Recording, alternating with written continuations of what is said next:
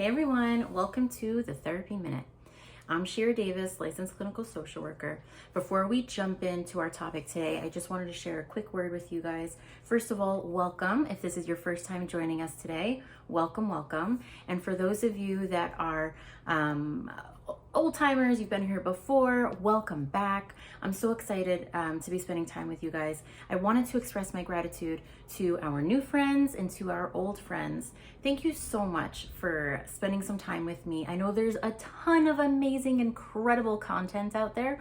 So the fact that you take time out of your precious, busy schedule to tune in over here means a lot to me, and I'm definitely grateful. And I hope that this content that you're seeing is helpful to you guys, and it's helping you to grow and improve your life. So thank you so much to everybody that is tuning in. So the topic today that we're going to be discussing is a continuation of the past two videos. We did a video on seeking external validation in different relationships, and we also did a video on a surprising cause of low self-esteem. So we're going to continue in that, do a little final tidy up, one last video on that topic. And before we get right into there, just wanted to remind you to please like and subscribe. And if you know somebody that you think they would really benefit from hearing this video, please feel free to share it with them. Okay, so let's jump right in. So last video, we were talking about this surprising possible cause of low self-esteem in the gifted child, right?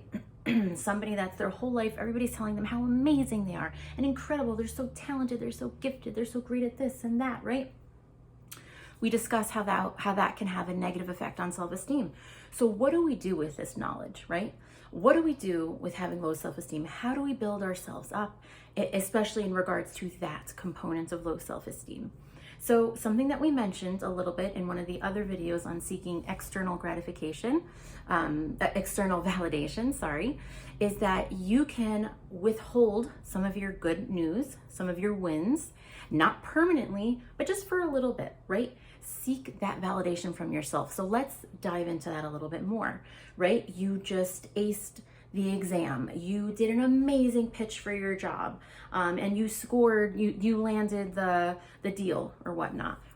Or you stood up for yourself finally in your relationship, and you stood your ground, and you effectively and in a healthy way set a wonderful boundary for yourself, right? These are all different wins that we have.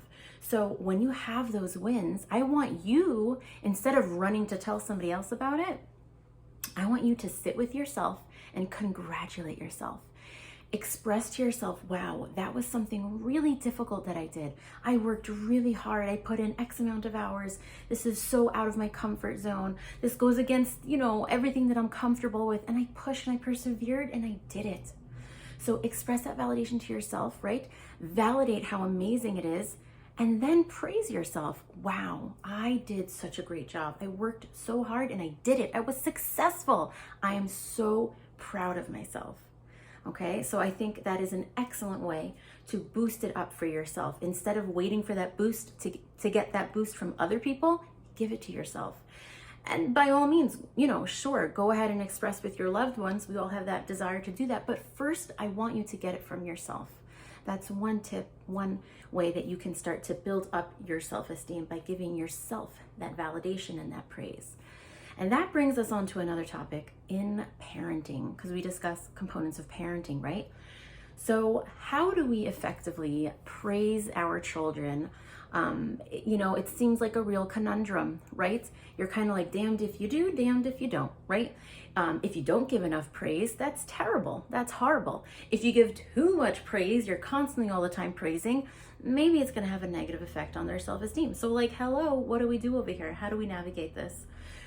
So I think, like with everything, moderation is key. Moderation is the best. Okay, so for sure you need to praise your children. 100% you need to praise your children. Definitely.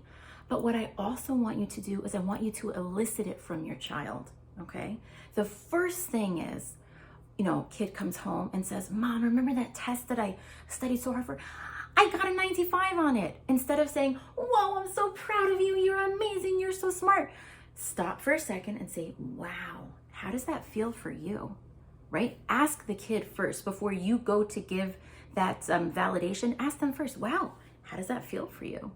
Get them to talk about it. Get them to say, I feel really proud of myself. And then dig for more, right? Get them to, help them to express, to say, I worked so hard. I gave up on going to that party, or I didn't hang out with my friend. I really worked at it. Wow, I did it. I succeeded. Get them to verbalize all that. Afterwards, you can say, wow, honey, I am so proud of you. I see that you worked so hard and you did it. You're amazing. You're so studious. You're so dedicated. You're so determined. Those specific praises are better than just blankets. You're amazing. You're awesome. But that's a side point. The main point here is get your kid to verbalize it for themselves before you go and shower on the praise. So I think that is a great technique that we need to kind of remember in parenting, is to, before we dump on the beautiful praise, get them to praise themselves, them to validate themselves. All right, guys, till next time, take care. Bye.